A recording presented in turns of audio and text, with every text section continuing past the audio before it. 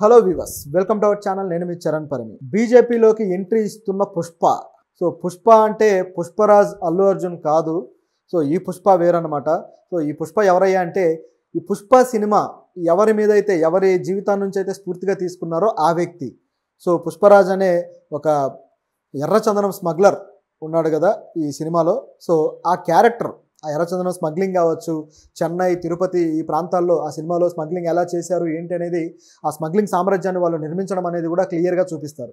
So అలాంటి సామ్రాజ్యాన్ని నిర్మించి నడిపించిన వ్యక్తి ఎవరయ్యా అంటే కొల్లం గంగిరెడ్డి అనే ఒక క్రిమినల్. సో ఆయన ఇలాంటి ఎర్రచందనం స్మగ్లింగ్ని భారీ స్థాయిలో రాష్ట్రాలు కాదు, దేశాలు కాదు, మొత్తం ప్రపంచవ్యాప్తంగా అనేక దేశాల్లో దీన్ని ఎగుమతి చేసి కోట్ల రూపాయలు దండుకున్నాడు. ఆ తర్వాత రాజకీయాల్లోకి వచ్చాడు. ఆయన మీద అనేక రకాల కేసులు కూడా ఉన్నాయి. ముఖ్యంగా చంద్రబాబు గారి అలిపిరి దాడి ఏదైతే ఉందో ఆ దాడికి సంబంధించిన ప్రధాన నిందితుల్లో ఇతను కూడా ఒకడు. సో ఇంత పెద్ద డేంజరస్ క్యాండిడేట్ అనమాట. సో ఈయన ఇప్పుడు బీజేపీలోకి వెళ్తున్నాడు. అసలు ఇప్పుడు ఇంతకాలం ఎక్కడ ఉన్నాడు, ఇప్పుడు బీజేపీలోకి రావడం ఏంటి, ఈయనను బీజేపీ ఎందుకు తీసుకుంటుంది, చంద్రబాబు గారికి ఏమైనా ఆల్రెడీ థ్రెట్ పెట్టిన వ్యక్తి, ఆయన గురించి గతంలో ఆయన అరెస్ట్ చేసి జైల్లో కూడా పెట్టారు చంద్రబాబు గారు గవర్నమెంట్లోకి వచ్చాక. అటువంటి వ్యక్తిని తీసుకొని బీజేపీ ఏం చేయబోతుంది, కూటమి ప్రభుత్వంలో ఏమైనా ఇది కాస్త ఇబ్బందికరమైన పరిస్థితి తీసుకొస్తుందా, వీళ్ళ మధ్య అవగాహన డ్యామేజ్ అయ్యే అవకాశం ఉందా అని కూడా మనం చూస్తుంటే కనిపిస్తుంది. అయితే అసలు ఈ గంగిరెడ్డి జీవితం ఏంటి, అసలు ఈయన ఏ విధంగా ఈ తరహా జీవితాన్ని అంటే ఇలాంటి క్రిమినల్గా అలాగే రాజకీయాల్లో ఈయన ప్రాధాన్యత తెచ్చుకోవడం కానీ ఎలా చేశాడనేది ఒకసారి గమనించి చూస్తే, కొల్లం గంగిరెడ్డి కడప ప్రాంతంలో ఆయన అందరిలాగానే ఒక నార్మల్ జీవితం సాగిస్తూ వచ్చాడు. కానీ అక్కడ ఎప్పుడైతే ఎర్రచందనం గురించి, అక్కడ స్మగ్లింగ్ గురించి, అంటే నిజానికి సినిమాలో చూపించినట్టు ఇంత దొంగలతోటి ఇంత భారీ స్థాయి దొంగలేమీ ఉండవు అక్కడ. నిజానికి చాలా చిన్నవి ఉంటాయి. సో ఇంత దొంగలు కేవలం చిన్నవి ఉంటాయి అన్నమాట. సో అటువంటి సైజు కూడా అంత ఉండవు. సో చాలా తక్కువ సైజులో ఉంటాయి. అవన్నీ కూడా స్మగ్లింగ్ చేస్తుంటారు కాబట్టి ఎవరికి దొరకకుండా ఆ కూలీలను కూడా తీసుకొచ్చేసి అక్కడ రెయిన్బోలు వాళ్ళ చేత పనిచేయించి స్మగ్లింగ్ చేస్తుంటారు. అందులో అతను అలవాటైన వ్యక్తి ఆ తర్వాత తన గ్రిప్ పెంచుకొని, అలాగే తన వ్యవస్థని సొంతంగా పెట్టుకొని, తర్వాత దాన్ని తన చేజిక్కించుకొని ఇక ఎర్రచందనం స్మగ్లింగ్ చేయడం మొదలెట్టాడు. ఈ స్మగ్లింగ్ అనేది ఏ స్థాయిలో చేశాడంటే, రాష్ట్రాలు దాటించి, దేశాలు దాటించి పంపించేవాడు అనమాట. సో అట్లా చేసి 2004 నుంచి 2014 వరకు కోట్ల రూపాయలు దండుకున్నాడు. సో అన్ని కోట్లు దండుకున్న తర్వాత ఈ గ్యాప్లోనే ఆ మధ్యకాలంలో అలిపిరిలో చంద్రబాబు గారి మీద దాడి చేయడం కావచ్చు, ఆ తర్వాత ఒక నాయకుడిని హత్య చేసిన కేసులో కూడా ఆయన బుక్ అయి ఉన్నాడనమాట. సో ఈ కేసులను బేస్ చేసుకుని 2014లో చంద్రబాబు గారు అధికారంలోకి వచ్చిన తర్వాత ఇతన్ని పట్టుకోవడానికి గాలింపు కోసం ఒక టీంని ఏర్పాటు చేశారు. సో అప్పుడు పోలీసులు, ఇంటర్పోల్ కావచ్చు, వీళ్ళంతా కూడా బాగా గాలించారు. చివరికి అతను దేశంలో లేడు, ఇతర దేశాల్లో ఉన్నాడని తెలిసింది. సో ఇంటర్పోల్ ఇతర దేశాల వ్యవహారాలు చూస్తూ ఉంటుంది కాబట్టి వీళ్ళు ఫోకస్ పెడితే ఇతను ఎక్కడున్నాడు ఏంటని కనుక్కుంటే, అతను పారిపోవడం కూడా నకిలీ పాస్పోర్ట్ తోటి పారిపోయాడు ఈ దేశం నుంచి. సో కనుక్కుంటే అతను సింగపూర్, మలేషియా అలాగే శ్రీలంకలో తలదాచుకుంటున్నాడు. సో ఎప్పుడు ఎక్కడ ఉంటాడో తెలియదు. అటువంటి లైఫ్ స్టైల్ అనమాట అతనిది. సో నాకు తెలిసి బహుశా పుష్ప సెకండ్ పార్ట్లో ఈ సింగపూర్, మలేషియా ట్రాక్లు ఉంటాయేమో అనిపిస్తుంది. పెద్ద పెద్ద సీఎం లాంటి నాయకులతోటి డీలింగ్స్, అలాగే పొలిటీషియన్లు మర్డర్లు ఇంత ఈ స్థాయిలో ఉంది అంటే చెప్పనలవిగా అందే. ఆ తిరుపతిలో కూడా, తిరుపతి అలాగే కడప, తర్వాత చెన్నై ఈ ఏరియా మొత్తంలో కూడా ల్యాండ్ సెటిల్మెంట్లు చాలా చేసేవాడంట ఆ రోజుల్లో. అంటే అతనికి సామాజికంగా కూడా అతనికి ఒక యాక్సెప్టెన్స్ వచ్చేసింది.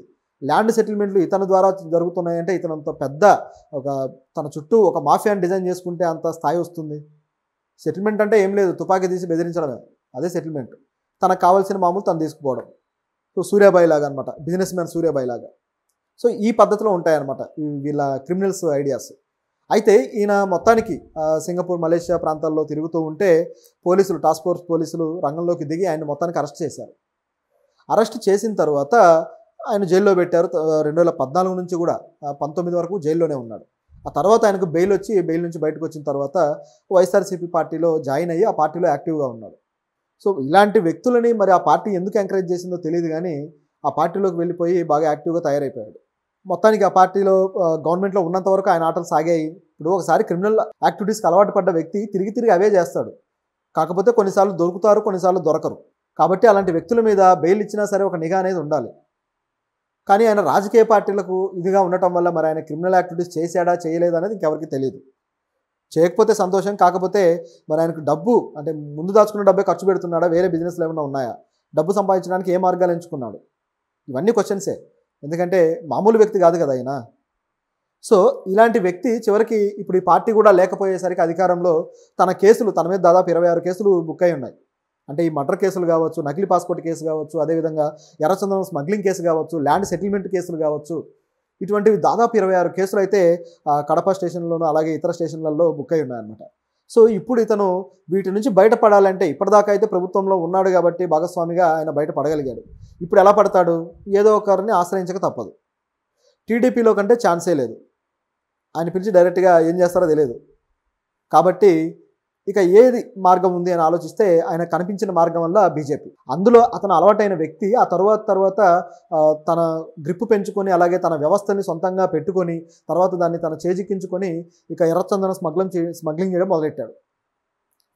ఈ స్మగ్లింగ్ అనేది ఏ స్థాయిలో చేశాడంటే రాష్ట్రాలు దాటించి దేశాలు దాటించి పంపించేవాడు అనమాట. సో దాంతో బీజేపీలోకి వెళ్ళాలని ఇప్పుడు డిసైడ్ అయ్యాడట. మరి బీజేపీ గంగిరెడ్డిని రాణిస్తుందా, ఆయనకి అవకాశం ఇస్తుందా అంటే బీజేపీ కూడా ఇవ్వడానికి దాదాపు సిద్ధమైపోయిందట. పురంధరేశ్వర్ గారితో ఆల్రెడీ మాట్లాడడము, ఆవిడ ఆల్రెడీ ఓకే చెప్పేయడం కూడా జరిగిపోయిందట. కాకపోతే ఇక్కడ ఒక విషయం ఉంది. ఏంటంటే ఈ వ్యక్తిని బీజేపీలోకి కానీ తీసుకుంటే ఇప్పుడు టీడీపీ నుంచి ఏమైనా వ్యతిరేకత వస్తుందా, చంద్రబాబు గారు ఎలా రియాక్ట్ అవుతారనే డౌట్ అయితే వీళ్ళకి పట్టుకుంది. ఎందుకంటే చంద్రబాబు గారి ప్రాణాలే తీయడానికి పూనుకున్న వ్యక్తి ఈరోజు బీజేపీలో నాయకుడిగా ఉండి ప్రభుత్వంలో భాగస్వామిగా వెళితే, ఒక రాష్ట్ర స్థాయి వ్యక్తిగా మారితే అది ఎంత ప్రమాదకరంగా వెళ్తుంది చంద్రబాబు గారికి. ఆయనకు నిజానికి అదొక అవమానంగా మారే ప్రమాదం ఉంది. సో అందుకోసం ఇప్పుడు చంద్రబాబు గారు ఎలా ఫీల్ అవుతారని బీజేపీ ఆగుతుందట. ఇది ఇందులో ఉన్న వార్త. కాకపోతే ఖచ్చితంగా పార్టీలో జాయిన్ అవ్వడానికి అన్ని రంగం సిద్ధం చేసుకొని ఉన్నారు. అయితే ఇక్కడ ఆయనకున్న బలం వల్ల తిరుపతి అలాగే కడప ఈ ప్రాంతాల్లో ఆయనకున్న బలం వల్ల బీజేపీకి ఇది వస్తుంది అనేది వీళ్ళ ఆలోచన, బీజేపీ వాళ్ళ ఆలోచన. సో బీజేపీ వాళ్ళ థాట్స్ ఎలా ఉంటాయంటే ఒక విచిత్రంగా ఉంటుంది. వాళ్ళు ఎవరు బలంగా కనపడితే వాళ్ళ సిద్ధాంతం ఏంటి, వాళ్ళ లాజిక్ ఏంటి ఏం చూడరు, చేర్చేసుకోవడమే. ఇంకా చెప్పాలంటే ఏ దొంగ పని చేసినా, ఏ ఏదో పని చేసినా, ఎన్ని కేసులు ఉన్నా, ఎన్ని క్రైములు ఉన్నా సరే ఆ నాయకుడిని వాళ్ళ పార్టీలో చేసుకొని పావనం చేస్తారు. పుణ్యస్థానాలు చేసి పావనం చేసి పాపాలు పోగొట్టినట్టుగా ఆ పార్టీ కండువా కప్పుకుంటే పాపాలు పోయినట్టే. ఇప్పుడు ఈడీ కేసులు, సిబిఐ కేసులు అనేక మంది ఆల్రెడీ కేసులు బుక్ అయిన వాళ్ళు కూడా ఈ పార్టీలో జాయిన్ అయిన తర్వాత వాటి మీద అతిగతి లేదు.